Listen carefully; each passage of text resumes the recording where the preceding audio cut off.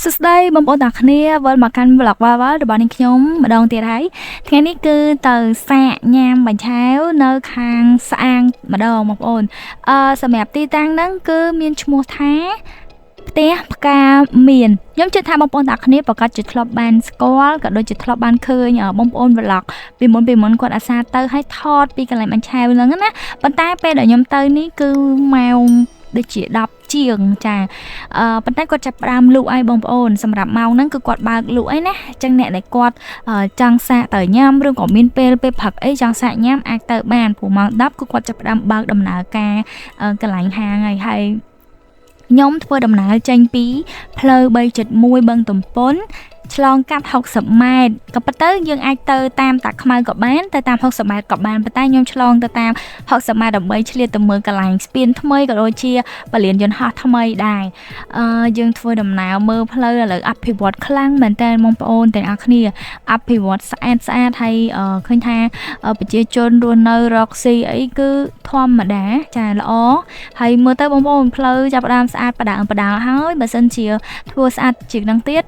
ធ្វើហើយរួចរាល់គឺកាន់តែមានភាពស្រស់ស្អាតតាក់ទាញហើយពលានថ្មីគឺស្អាតខ្លាំងមែនតើបងប្អូនធំអញ្ចឹងសម្រាប់បងប្អូនទាំងអស់គ្នាអាចធ្វើដំណើរពីផ្លូវបានទៅកាន់ស្អាងទៅកាន់ស្ពានលេខ12 13ទៅផ្ទះផ្កាមានដើម្បីញ៉ាំបាញ់ឆាវហ្នឹងណាចានេះគឺទស្សនវិជ្ជាដែលខ្ញុំបានថតផ្លូវទៅពលានគឺធំទូលាយខ្លាំងមែនតើខ្ញុំសង្ឃឹមថាអនាគតទៅវាអត់ស្ទះដូចខាងពលានពោធិ៍ចតុងទេបងប្អូនពីព្រោះថាផ្លូវធំណាបងប្អូនអញ្ចឹងសូមឲ្យបងប្អូនបើកបរមានភាពអធ្យាស្រ័យគ្នាកុំវ៉ាស្ដាំជាពិសេសឡានតែម្ដងសូមបងប្អូនឡានមួយចំនួនចាសូមកុំវ៉ាស្ដាំ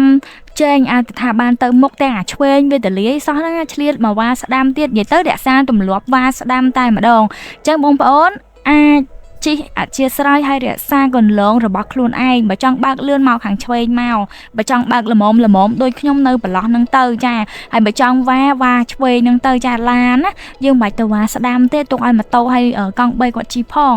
ចាហើយសភាពផ្លូវគឺស្អាតខ្លាំងមែនតើបើថ្ងៃក្រោយអភិវឌ្ឍខ្លាំងផ្លូវពលាននេះគឺអូសាហាវតែម្ដងខ្ញុំចង់និយាយថាខ្ញុំជិះនេះខ្ញុំមានអារម្មណ៍ថាដូចនៅខាងផ្លូវដែលយើងជិះចេញពីព្រំដែនប៉ោយប៉ែតឡើងទៅទីក្រុងបាងកកអញ្ចឹងណាគឺផ្លូវជិះឲ្យដឹកឃើញបណ្ដោយចាគឺស្អាតខ្លាំងអញ្ចឹងបងប្អូនទាំងគ្នាសូមចារក្សាការបើកបរឲ្យស្រួលបួរកុំឆ្វេងឆ្វាយចាំបើត្រូវបត់អីយើងគួរតែយើងយកយល់នៅពីក្រោយពេលទៅអ្នកខ្លះវិញត្រូវបត់សោះហ្នឹងឆ្លៀតវ៉ាចែងឡើងមកបត់ពីមុខយើងទៀតចារក្សាសម្ដាប់ធ្នាប់ទីទៅបងប្អូនអើយឲ្យ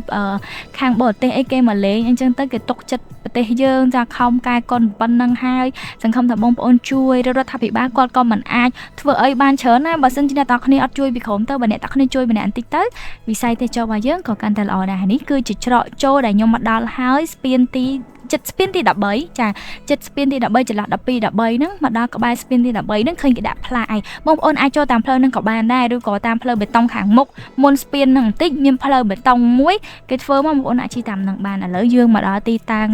ហើយចំពោះការញ៉ាំបាញ់ឆាវហ្នឹងគឺខ្ញុំហៅទាំងអស់ទាំងបាញ់ឆាវនំគ្រក់ជាមួយនឹងគួងចាយើងហៅទាំងអស់គាត់មានអីគឺខ្ញុំសាកញ៉ាំទាំងអស់ចាហើយសម្រាប់រសជាតិសម្រាប់ខ្ញុំគឺឆ្ងាញ់ហើយតម្លៃក៏សមរម្យដែរបងប្អូនបាញ់ឆាវមកប្រទេសតា2500ទេបងប្អូនហើយតម្លៃសមរម្យឆ្ងាញ់រសជាតិនេះប្រហែលជាខ្ញុំគិតថាបងប្អូនអាចបានញ៉ាំឯខាងនៅសាលាលេខ5ណារសជាតិនេះប្រហែលគ្នាគឺគាត់លក់បាញ់ឆាវមកប្រទេសតែ2000 3000ទេនៅខាងសាលាលេខ5ហ្នឹងក៏ឆ្ងាញ់ដែរប៉ុន្តែគាត់ធ្វើពីសាច់ត្រីហើយនេះដូចជាសាច់ជ្រូកចាសាច់ជ្រូកដូងឈ្ងុយហើយខ្ញុំថតនេះរៀងស្ងាត់ដោយសារខ្ញុំទៅម៉ោង10បងប្អូនគាត់បើកភ្លាមគឺខ្ញុំទៅភ្លាមហើយអ្វីដែលខ្ញុំជាប់ចិត្តខ្លាំងនោះគឺនំគ្រក់ខ្ញុំចូលចិត្តនំគ្រក់បែបស្រួយខាងក្រៅទន់ខាងក្នុងតែវាជា favorite របស់ខ្ញុំឆ្ងាញ់ពិតមែនហើយឈ្ងុយហើយសំខាន់គឺស្រួយខាងក្រៅមិនមែនសាច់ខាងក្នុងស្ដើងណាបងប្អូនសាច់ឡងតាន់តែម្ដងចាស្រួយសឹបតែម្ដងហើយសាច់ខាងក្នុងវិញគឺច្រើនអត់តិចទេហើយរសជាតិគឺឆ្ងាញ់ហើយខ្ញុំញ៉ាំរួចខ្ញុំក៏ត្រឡប់ទៅវិញនិយាយរួមទៅគឺទៅភ្លក់រសជាតិគ្រប់កន្លែងទាំងអស់ឲ្យស្គាល់គ្រប់រសជាតិថាជីវករទាំងអស់ហ្នឹងគាត់ធ្វើរបរហ្នឹងមានអីខ្លះខ្ញុំត្រូវតែភ្លក់ទាំងអស់ចាអញ្ចឹងខ្ញុំបានស្គាល់ហើយរសជាតិបាញ់ឆាវនំគ្រក់ជាមួយនឹងគួងរបស់អ្នកខាងស្អាង ងពិតជាឆ្ងាញ់មែនបងប្អូនរសជាតិបើសិនជាអ្នកដែលគាត់ចូលចិត្តដិតអាចនឹងមិនសូវចូលចិត្តតែសម្រាប់ខ្ញុំញ៉ាំសាបអញ្ចឹងប៉ុណ្ណឹងអូខេសម្រាប់ខ្ញុំហើយគឺឆ្ងាញ់គឺគាត់ធ្វើរសជាតិល្មមចាបែបសាបហើយផ្លូវនេះបងប្អូនមិនមែនជាផ្លូវស្អាងទេណាគឺជាផ្លូវដែលខ្ញុំឆ្ពោះទៅកាន់Coco Farm ខ្ញុំចង់ដឹងថានៅកន្លែងណាហើយអូយពធព្រះជាម្ចាស់មិននឹកស្មានថានេះមិនផ្លូវ highway ស្អាងទេបងប្អូនផ្លូវបត់ចូល Coco Farm នៅចិត្តស្អាងនឹងឯងប៉ុន្តែខ្ញុំចង់និយាយថាបងប្អូនពេលដែលបត់ចូលទៅត្រជាក់ហើយស្អាតមែនតើហ្មងខ្ញុំអត់ដែលឃើញហើយឃើញដើមចេកមានអីហើយជាពលរដ្ឋគាត់នៅបែបស្ងប់ស្ងាត់ហើយមានសាលានៅខាងមុខដំបងនឹងផ្លូវហ្នឹងគឺមានសាលារៀនមួយនៅក្បែរកែងផ្លូវហ្នឹងហើយឃើញកូនក្មេងគាត់ជិះកង់ទៅរៀនអូយបងប្អូនហើយនេះខ្ញុំជិះនេះប្រហែលជាខ្ទង់ម៉ោង11 12ណាប៉ុន្តែរៀងតិចមែនតើហើយអូខ្ញុំនិយាយមែនតំបន់ Coco Farm ហ្នឹងក៏បងប្អូនគួរតែសាកល្បងទៅលេងដែរប៉ុន្តែខ្ញុំអត់តបានទៅទេនេះគឺជាដំណើរផ្លូវចូល Coco Farm ទេតែស្អាតតិចបងប្អូនហើយប្លែកភ្នែកមែនតើ